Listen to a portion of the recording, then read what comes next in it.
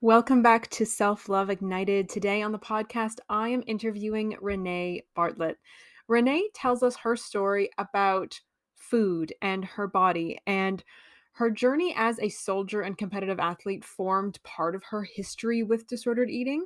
But as a child growing up, she had a great body image. She had a great relationship with food, and through some intentional choices that she wasn't really aware exactly of what she was choosing, but she sort of created a spiral for herself of disordered eating. And it wasn't until she had her two daughters that she realized that her healthy eating and lifestyle was actually quite the opposite. Drawing on her own personal experience and her professional training in intuitive eating and body image coaching, Renae now helps other women move beyond dieting and start living as well. Renae is absolutely incredible. I think that you're going to love her. Jump on in. My name is Katie Allen, and this is Self-Love Ignited. Let's get to it. Welcome back to the podcast. Today on Self-Love Ignited, I am interviewing Renae Bartlett. Renae, I am really, really excited to have you here. We only recently connected and we are just smashing out this interview. So thank you for joining me. Why don't you take a moment and introduce yourself to everybody? Well, thank you so much, Katie, for having me on your podcast. And yes, I'm very excited to be here. So I am Renae. I run a intuitive eating nutrition business, Reborn Health. I'm based in Canada, but for those listening, no, I don't have some weird Canadian accent. I'm Australian. I just happen to be living here temporarily, but I consult worldwide. And we will be relocating back to Australia in 2022. I've got two young daughters and a beautiful dog, Diego. So that's a little bit about me. Awesome. Yeah. I think it's so funny because I'm Canadian and I've just been living in Australia and I've returned to Canada, and you are Australian living in Canada and you will be returning to Australia. It's like we're like living opposite lives. I know. It's crazy. Yeah. And I haven't met many people recently who've just been to Australia. So it's it's great. It's great to be able to connect with you. It's really good. Yeah, I know. It's super cool. It's super cool. So this podcast, Self-Love Ignited, obviously we are all about, self-love and telling the stories of women just like you who have come from a place of not liking parts of themselves, not loving parts of themselves, maybe struggling with food or body image or whatever.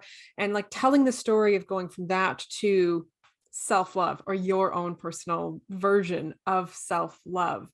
So Renae, I would love for you to just tell us a little bit about your story. Where did your struggles with your relationship with self and body begin for you? Yeah, so my story is probably a little bit different to most of your listeners because my struggle didn't really start until I was about 29. So to kind of take you forward to that, and the reason why it didn't start until then was I had a really good relationship with food, myself, my body growing up through adolescence, which is incredibly rare. And I don't think I realized how rare it was until I started doing the work I'm doing now and looking back on it. And I think I can credit that in part to my mother and my other female role models. So her mother and her sisters, my aunties, they never talked about dieting. Food was a part of celebration, and it was something we enjoyed and talked about. And my mum was a fit lady and exercised, but it was because she enjoyed it. It wasn't for weight loss. I never heard her talk about that. So it's really interesting that the struggle that I did end up having happen was, much later than that. And the way it came about was I joined the military when I was 18. And of course, you need to be quite fit to do that job, which really complemented the kind of person I am. I love exercise. I love fitness. I always do. And I was always kind of working out for that, strength and fitness and that kind of aspiration. But I love to be challenged physically. And around about the age of 28, I was like, I've never dieted before and I've never tried to manipulate or change my body. I'm going to do a bodybuilding competition. Now, of course, I didn't enter into this naively. I knew that I was manipulating my body. I knew that the diet and the training I was going to be doing was not something long term. It was not sustainable. It was just a snapshot in time. And I felt really confident, given my strong foundation of not disliking my body and not feeling like I needed to diet, that I would just do the bodybuilding comp and then I would go straight back to that. That is not what happened. So essentially, this 10-month of rigorous training and exercise, doing the competition, and the whole experience was so interesting and fascinating to me. It ignited this passion in nutrition that I never had prior to that. It gave me a whole other level of appreciation of what my body could and could not do. But the journey that I took in the 8 years after that was something that I didn't expect. And that was, disordered eating, under the guise of eating healthy and thinking it was a healthy lifestyle, and gaining weight after my competition, within that 12-month period after that was well above what I'd ever been in my whole life. So all of a sudden I was now confronted with a body that felt completely foreign to me. And I didn't like it. I didn't love myself. And that was so new for me. That was something I'd never experienced. So that's kind of where it all really started. That is fascinating, because I think you're right. Most people who come on here and most people who I speak to, our challenges with our bodies for most people is a childhood thing, right? Most of us has some memory of our mother or grandmother or like somebody having comments, and that's where it sort of stems from. And it's so interesting that for you, it was in adulthood, and it was like a conscious choice for you to enter this bodybuilding competition, but you didn't see, like, there's no way that you could have anticipated all of the flow-on effects from that, right? Like that one decision sort of changed everything for you. Yeah. And what really, now in the work that I'm doing, when I look back on that, going, I only did that for 10 months. And yes, it was very extreme, but you can imagine women that are doing this from the childhood, like 10 years, 20 years, even though it may not be as extreme, they're still manipulating their body. They're still going yo-yo. And in some cases, it does get to an extreme point. It's little wonder that it takes so long for them to get to a place where they can learn to eat again and be accepting of themselves and love themselves. I just found that so interesting that 9 or 10 months of me doing that, 8 years, it kind of took for me to kind of snap out of it. Yeah. So I would love to hear about those 8 years. Obviously, like you said, it wasn't just an overnight, like, I'm just going to not have disordered, like, it's not like a decision. I'm just going to not have disordered eating anymore. And I'm just going to, be happy. Like, once you sort of realized what was happening, once you sort of saw it, what did you do about it? What did that look like for you? How did you get back to sort of your new normal? Yeah, so if I can paint the picture in that 12-month period after my competition, so a lot of things had happened. I'd left the military, so I'd been serving now for 11 and a half, almost 12 years. So that was my identity, the military. I was this fit person, and then I went traveling for 10 and 11 months, kind of a way to figure out who I was, who is Renae that's not attached to the military. And as you know, that when you travel, you kind of lose a bit of control over what you can eat and the exercise that you can do. And I remained quite active. I did a lot of trekking. I had a backpack. That was my whole life for that 10 months. But I still ended up gaining far more weight than I ever anticipated that I would. And I think part of that was my body was adjusting to after the bodybuilding comp, even though I left, 4 years after. So I now come back to Australia. I don't have my military identity anymore. And what I perceived as my fit identity in myself, in my brain, that was 12 months earlier, now didn't look like that. So I was a bit lost. I didn't know who I was. I didn't like what I looked like. And I felt like I couldn't go into the work that I could have done. I was a qualified personal trainer and I didn't feel like I looked the part to do that.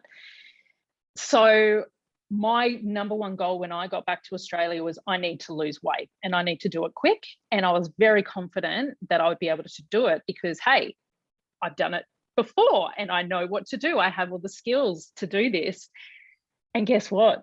A month went by, 2 months, 3 months, 4 months. I'm not even kidding, not a single thing budged. But here's what I was doing. I was talking to myself in the most horrible, unkind way.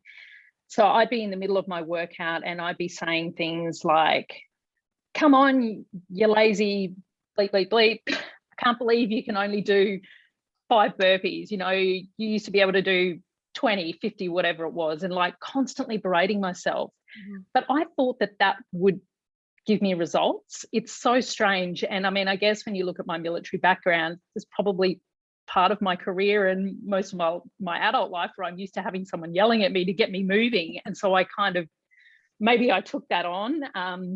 I just spoke so unkindly to myself and I didn't realize consciously how much of an effect that was having on me until I did another kind of, I wouldn't say a drastic move, but something a little bit different. And I went to a 10-day Vipassana meditation. I don't know if you know what that is. It's basically a retreat that you go to where you don't talk for 10 days. You meditate every single day. And it's rooted in an ancient Indian technique where you see things as they are and you end up having this deep connection with your body and mind. And it's meant to bring about this self-transformation through self-observation. So you're essentially meditating and observing your thoughts. Now, I decided to do this months and months and months before I came back to Australia. I applied for it and whatever else. I ended up going to this in amongst this time where I'm trying to figure out myself. I've been trying to lose weight. I've been unkind. And I go to this 10-day meditation. And I'd never meditated before in my life either. So this is me throwing myself right into the deep end.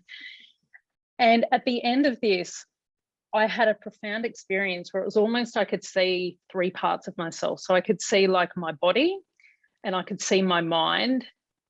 And then in the middle of that was my soul, which I'd kind of hadn't really been listening to. It was all about, it was, if you can envisage, it was like my mind and my body kind of bickering with each other and, you know, having this argument. And all of a sudden I could see my soul or feel my soul kind of crying and weeping and just going, just stop, just stop. And that's basically, that was where the turning point for me was, where I was like, oh my gosh, I can't speak to myself like this. I can't do this. Like, what am I thinking? And so I came out of that experience going, I need to be kind to myself. And that completely changed my whole perspective then with when I would move my body and I would go, oh my gosh, how amazing that you did 10 push-ups today. Woohoo, go you. And how amazing that you went for a walk. And, so it completely changed the way that I spoke to myself.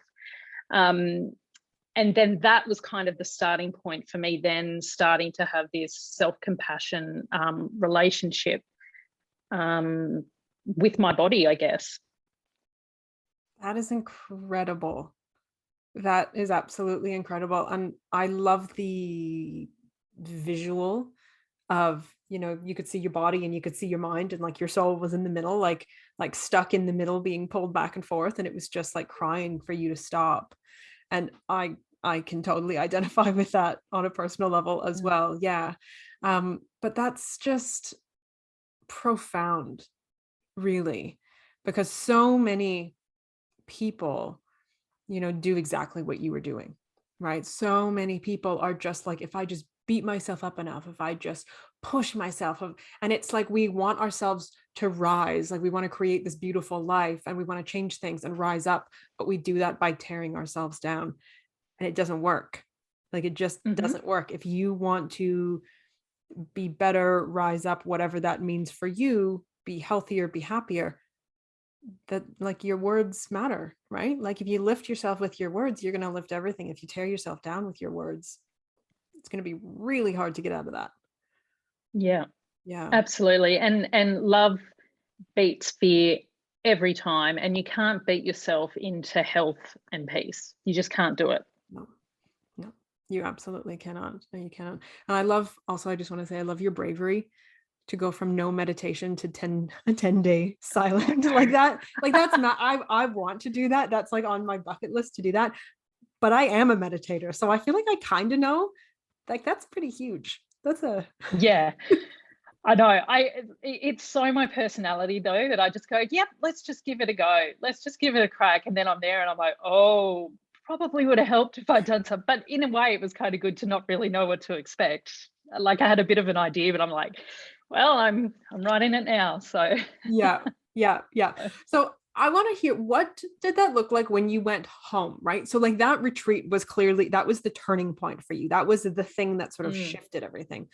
When you went home from that and got back into daily life and you said, you started to be kinder to yourself and you started to sort of lift yourself up with your words, what other habits changed? Like, did your eating change? Did your workouts change? Like, what else in your life shifted as a result of that wake up call? So I stopped trying to control my body and my weight.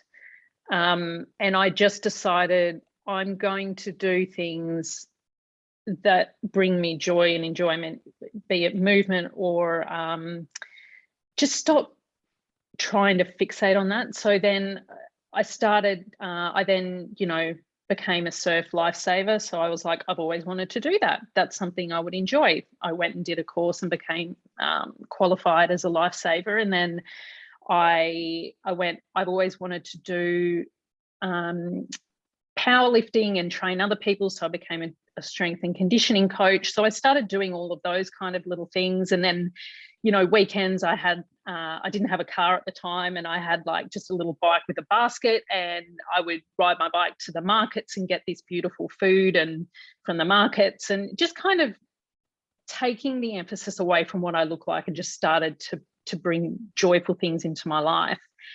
And from a food perspective, this is where my my relationship with food at the time I thought was healthy, but in retrospect, I look back and I go, it was disordered in the sense that I was nourishing my body and I was eating healthy, but it was from a place of fear. So I was so afraid to eat anything that was not organic or was not homemade or was not made by me. And I read every single ingredient label. And when I would go to sit down to eat, I was already calculating in my head, how did this particular meal fit in with the other components of things I'd eaten through the day?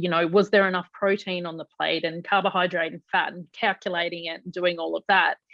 And at the time, I was like, this is what you do. This is what everybody should be doing. This is how everyone should eat. But in retrospect, looking back, it wasn't. It was stressful, and it was still kind of a band-aid solution where, yes, I was moving forward in the way that I was moving away from a weight-centric and trying to manipulate my body, but I was still trying to control my health with a tight grip, and so fearful of making myself unhealthy. And I think if I had recognized it as being an issue, I probably at that point would have been diagnosed with orthorexia, or certainly very close to being that. So that kind of gives you the picture of where I was with it. So I kind of had moved away a little bit from the full-on strictness of the bodybuilding aspect, but I took components of that with me, which was, demonizing sugar and just so rigid in the way that I ate, and that kind of carried on for a number of years after that. Wow. So things started to shift, but that it was part of the transition, right? Nothing Yeah, happened. Yeah. yeah, yeah. Yeah. Yeah. So how then did you get, Okay. Why don't you tell everybody what you do now? Because that's very important as part of your story, right? Because what you do now is clearly linked to your journey. Yeah, yeah. So what I do now is I help women create a positive relationship with food, their body, and themselves through intuitive eating, through mindset practices, so that they can be the role model that they want to be for themselves and for their children and their loved ones. Because often people maybe that are drawn to this work that I'm doing have experienced, the dieting that they did in their childhood, and gone on through, and they go, I don't want, and it's because they may have observed it in the mother figure. Mine's the opposite. I know what the family picture looks like when you've got a positive role model, and I know how incredibly amazing that was, and I credit that to the person I am today and the work that I'm doing, and the ability for me to be able to snap back to that, even though I had a brief period of time where I kind of had a bit of a, an issue with my body. So I want to be able to coach people to do that, coach women to be the role model that they want to do. And part of what has driven that decision into doing this work is the process that I take the women that I work with through is a very condensed version of what I did over 8 years, because at the time I didn't recognize that I had a disordered eating pattern and that I was so afraid of eating something that would be a detriment to my health. Whereas now I think the message is starting to get out there that people don't want to diet, that people don't want to be afraid of food, that people want to just enjoy it and not be calculating calories and macros in their head like I used to, but they don't know what to do from then on. They're on this ledge, they're ready to jump off and go, I'm not going to diet anymore, I don't want to do it, but then they don't know what to do. It's very scary, and you feel very vulnerable, particularly if that's all you've known, particularly if that's been 10 or 20 years of your life. I liken it to if you've had a career change and that's all you've done for 20 years, and then you suddenly leave your job. Well, of course you're going to be scared and vulnerable. It's the same thing with dieting. So from my experience, I kind of draw on the fact that, yes, I had disordered eating. And for me, a big part of that was I really wanted to be healthy and I really wanted to control my health. And I still believe that you can have that value, but you don't need to diet, and you don't need to be on a restriction, and you don't need to be fearful of food. You don't need to read labels. You don't need to only eat organic. You don't need to do all these things that are your shoulds. And that is essentially why I'm so passionate about the work I do, because essentially I want women to experience what I do now and what I had as a child for their children, which is just loving food and food being a part of celebration, being part of life. And then the flip side of that is seeing your body as a vehicle for you to experience life. It's not about what it looks like, it's about what it can do. How can it help you experience life to the fullest and the happiest? And I'm all about giving my beautiful, lovely women clients the ability to figure out those tools for themselves and make them the expert of the body. So I'm guiding them on that journey. And I think I would have arrived at that place where I am now much sooner had I recognized and known that there was someone like me there. But instead, I kind of tried lots of different things over the years. And then now I'm kind of condensing all that, plus all the skills that I've learned once I realized this whole world existed. And that's how I help the women that I work with. Yeah. Yeah. And that makes absolutely so much sense. And like, yes, you got here, but yes, it took you 8 years. And I'm sure there was a lot of dead ends and a lot of frustration and a lot of trial and error. And yeah, now people don't have to do that, right? If They there's somebody don't. listening who's ready for this, they get to sort of hold your hand, so to speak, right? And have you be the guide and the sort of assistant on this journey. That's true. Yes, they do. Yes, yes, yes. Renae, I would love to hear, for your own journey, do you identify with the term self love. Has this been a journey of self-love for you, self-acceptance, self-compassion? Like, what feels most true for you? I think I think if you look like on a timeline, I think it started as it moved from kind of that hatred, dislike toward acceptance. Um, and I kind of liken the term acceptance to being, you don't always like or love aspects of your body every day, but that's okay. You accept those parts of yourself and you're not trying to manipulate or change them anymore. You're fully accepting of who you are. So I think that initial part of my journey moved to acceptance, and just going, I accept that this is who I am. And that's when I started to go out and do those things that I love, doing the surf life saving and doing other fitness things and riding my bike, all that kind of thing, because I started to just accept who I was and I wasn't trying to manipulate my weight. Once I started to become comfortable in that space and moving through, then I went back to the self-love because I loved the fact that I could accept myself. I loved the fact that I was doing all these things that brought me joy. And I loved the fact that I was expanding and opening myself up to new possibilities because I accepted myself. So that was the next stage. And that's kind of how I see it. It's like a timeline. And a lot of my clients will be at that body hatred, disliking, and it's too big a step to go to self-love. But acceptance is still an amazing place to be. It brings you incredible peace and space that you don't have when you're in hatred. And it opens up the possibility to then move to love if and when that feels okay. So I think that's kind of how it moved for me and many of my clients as well. Yeah, yeah, that makes absolute perfect sense. Yes, going from hatred to love is not an instant thing, and that isn't always the goal, right? It's just like Mm, move the needle, and everybody's needle and everybody's scale is different, but if you can move closer, it's always going to be better than staying in hatred. Always, mm, right? hmm. Always, Yeah. always, always. So if there's somebody listening to this who is maybe where you used to be, maybe they are in that place of berating themselves at the gym, maybe they're in that place of obsessively controlling what they're eating. Is there one exercise or practice or tool that you would recommend they begin with when embarking on this journey? Yeah. Yeah. Go and do 10 days of the Vipassana meditation. No, I'm kidding. No, don't go and do that. You don't. Oh, no, that's a bit too far out for most people. Look, I think probably the catalyst for my journey, and certainly what I take my clients on that I've seen time and time again, is you've got to start with self-compassion and self-kindness. That is going to look different for everybody, but it starts with your thoughts and what you internally say and how, and also what you verbally say about yourself.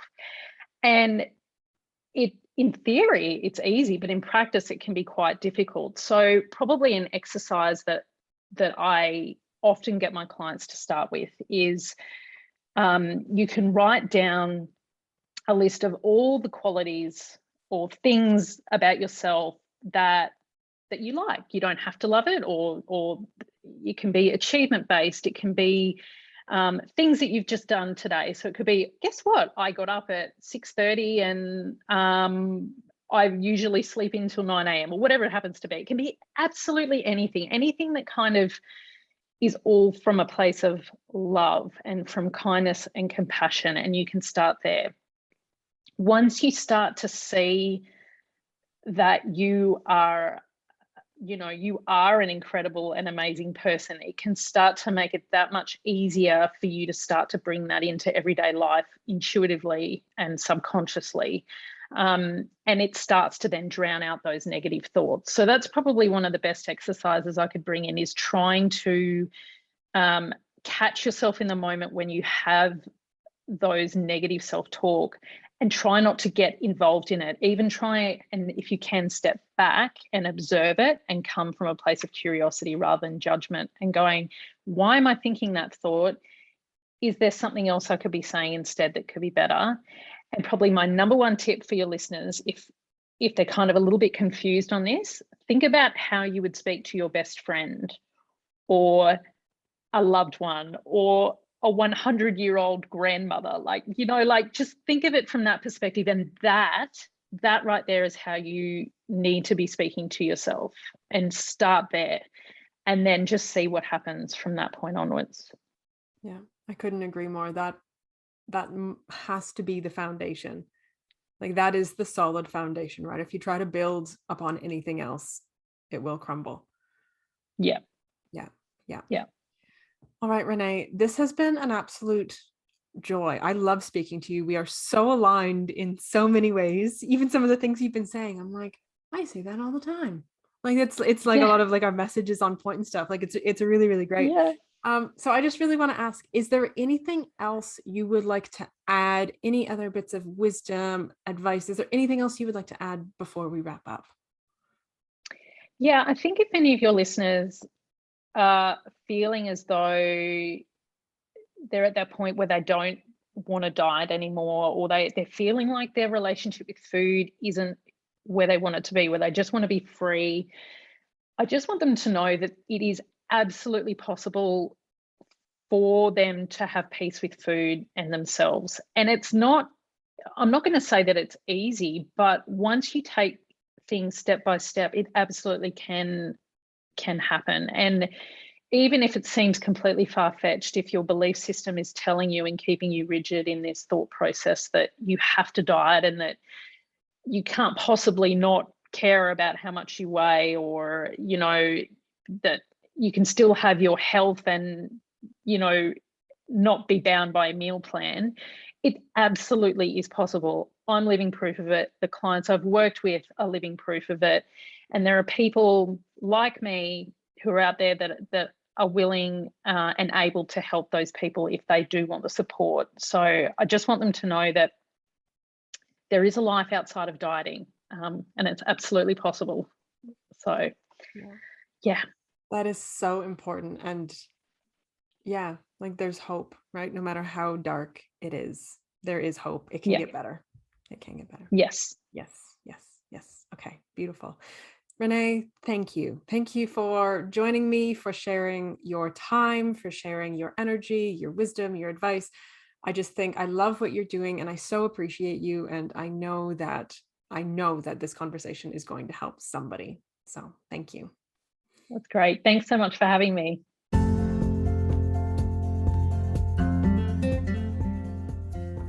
All of the links mentioned during the episode are down in the show notes. Please make sure to go on over and check them out.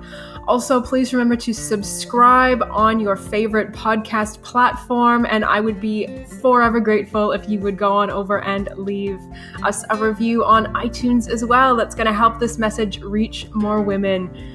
Thank you for being here. Thank you for listening. Here is to you loving yourself.